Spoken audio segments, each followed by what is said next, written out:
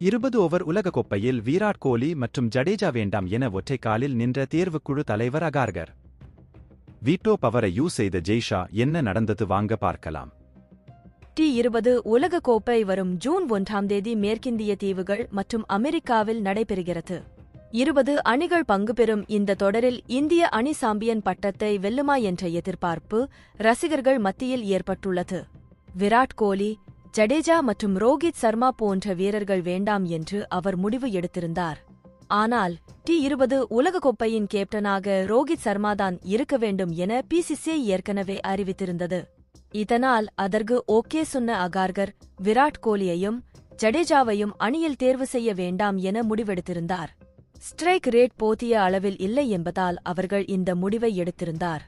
மேலும் west Indies ஆடுகளத்தில் பந்து பேட்டிற்கு வராது. இதனால் விராட் கோலி ரன் குவிக்க தடுமாறுவார் என்று அவர் கூறியதாக செய்திகள் வெளியானது. இதற்கு பல்வேறு தரப்பினரும் எதிர்ப்பு தெரிவித்து இருந்தனர். இந்த நிலையில் அகமதாபாத்தில் நடைபெற்ற தேர்வுக்குழு கூட்டத்தில் திடீரென்று ஜெய்ஷா கலந்து கொண்டு சுமார் 2 மணி நேரம் அகார்கருடன் சேர்ந்து ஆலோசனையில் ஈடுபட்டார்.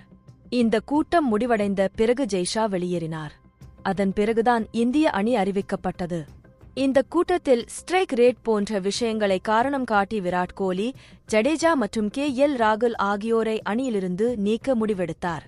ஆனால் ஜெய்ஷா தன்னுடைய வீட்டோ பவரை பயன்படுத்தி விராட் கோலி ஜடேஜாவும் கண்டிப்பாக அணியின் சேர்க்க வேண்டும் என்றும் KL ராகுல் வேண்டுமானால் அணியில் இருந்து நீக்கி விடுங்கள் என்றும் கூறியிருந்ததாக செய்திகள் வெளியாகியுள்ளது. T20 உலகக்கோப்பை அமெரிக்காவில் நடைபெறுவதை சுட்டிக்காட்டியுள்ள ஜெய்ஷா, விராட் கோலி போன்ற ஸ்டார் வீரர்கள் இருந்தால்தான் இந்த தொடர் வெற்றி பெறும் என்றும், மேலும் கோலி நடப்பு IPL தொடரில் நன்றாகவே விளையாடி வருவதாகவும் சுட்டிக்காட்டி அவரை அணியில் சேர்க்கும்படி கூறியதாக PCCI வட்டாரங்கள் தெரிவிக்கின்றன. இதனால்தான் இந்திய அணி தேர்வு செய்ய கால தாமதம் ஆனதாகவும் கூறப்படுகிறது.